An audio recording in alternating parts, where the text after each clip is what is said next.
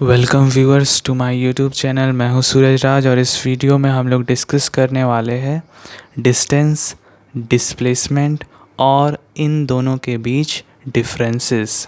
तो सबसे पहले डिस्कस करेंगे डिस्टेंस के बारे में। तो आप देख सकते हैं डिस्टेंस का definition, the total length of the path cover by a moving body is called distance cover by the body. यानी कि कोई भी बॉडी अपने इनिशियल पोजीशन से जो दूरी तय करती है, जो टोटल लेंथ हम लोग जोड़ के निकालते हैं, उसे ही हम लोग डिस्टेंस कहते हैं। जैसे अगर कोई बच्चा अपने घर से स्कूल की ओर जा रहा है तो वो अलग अलग पाथ में ट्रैवल करेगा, तो वो जो पाथ्स होंगे उनका जो लेंथ होगा, अगर उन्हें हम जोड़ेंगे तो हमें डिस्टेंस मिलेगा घर से स्कूल तक का। जैसे कि आप इस फिगर में देख सकते हैं कि एक बॉडी जो है वो ए से बी की ओर जा रहा है जिसका लेंथ 4 मीटर है, फिर परपेंडिकुलरली बी से सी की ओर जा रहा है जिसका लेंथ 3 मीटर है। तो डिस्टेंस क्या हो जाएगा, ए बी और बी सी दोनों को ऐड कर देंगे, यानी कि 4 मीटर और 3 मीटर को हम लोग ऐड कर देंगे तो हमें क्या मिल जाएगा, डिस्टेंस जो 7 मीटर है।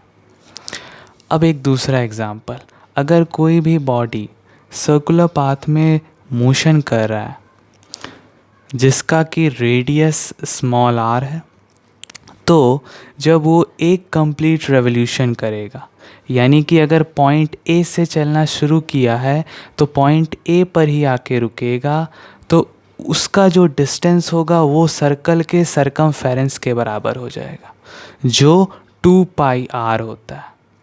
यानी कि एक कंप्लीट रेवोल्यूशन में जो डिस्टेंस वो पार्टिकल कवर करेगा वो 2 पाई आर के बराबर हो जाएगा जो सर्कल का सरकमफेरेंस होता है। अगर वो पार्टिकल 2 कंप्लीट रेवोल्यूशन करेगा तो उसका डिस्टेंस क्या हो जाएगा, 2 इंटू 2 पाई आर। अगर वो पार्टिकल 3 कंप्लीट रेवोल्यूशन करेगा तो उसका डिस्टेंस क्या हो जाएगा, 3 इंटू 2 पाई आर। लेकिन अगर वो पार्टिकल हाफ रेवोल्यूशन कंप्लीट करेगा, यानी कि पॉइंट ए से इस पोजीशन तक आएगा, इस पॉइंट तक आएगा, तो उसका जो डिस्टेंस हो जाएगा वो सर्कमफेरेंस ऑफ सर्कल का हाफ हो जाएगा, यानी कि 2 पाई आर बाई 2 हो जाएगा। अब डिस्टेंस जो है वो एक स्केलर क्वांटिटी होता है क्योंकि इसका डायरेक्शन जो है वो कंटिन्यूसली चेंज होते रहता है। अब हम लोग थोड़ा सा डिस्प्लेसमेंट के बारे में डिस्कस कर लेते हैं। तो आप इसका डेफिनेशन देख सकते हैं, the shortest distance between initial and final position of a moving body is called its displacement. जैसा कि आप इस फिगर में देख सकते हैं कि एक बॉडी जो है वो ए से बी तक का लेंथ कवर किया जो है 4 मीटर के बराबर, फिर परपेंडिकुलरली बी से सी तक लेंथ कवर किया जो है 3 मीटर के बराबर।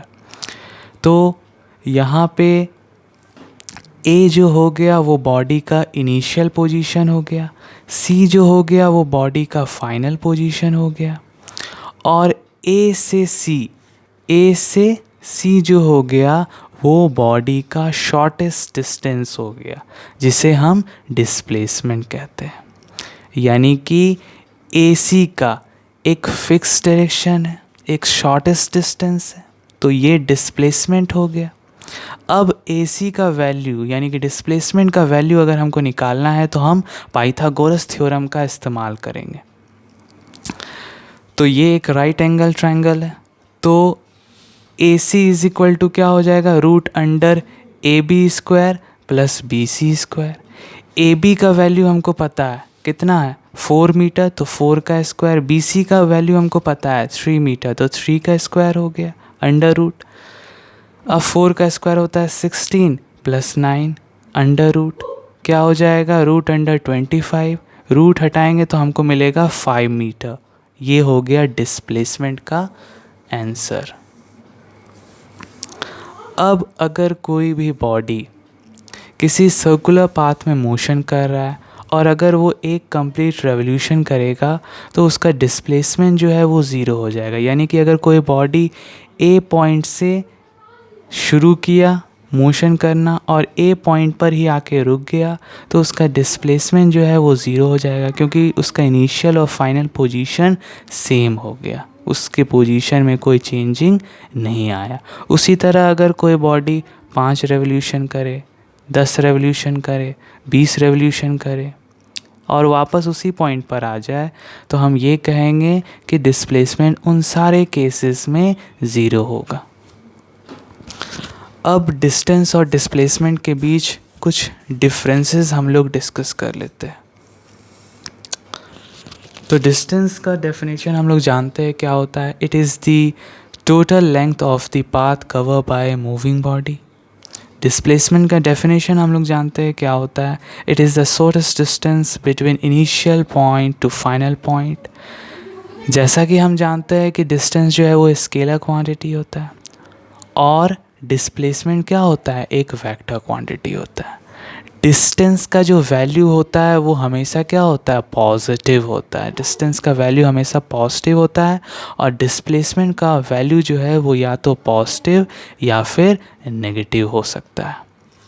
डिस्टेंस जो है वो कभी भी ज़ीरो नहीं हो सकता, लेकिन डिस्प्लेसमेंट जो है वो ज़ीरो हो सकता है।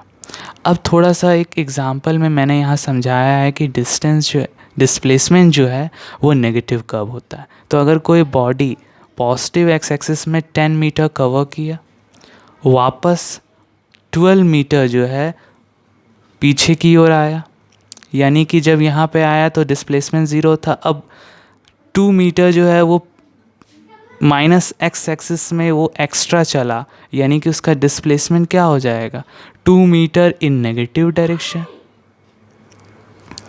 अब डिस्टेंस और डिस्प्लेसमेंट के बीच एक इम्पॉर्टेंट फैक्ट जो है आप याद रखिएगा कि डिस्टेंस जो है वो डिस्प्लेसमेंट से या तो हमेशा बड़ा होगा या तो उसके बराबर होगा।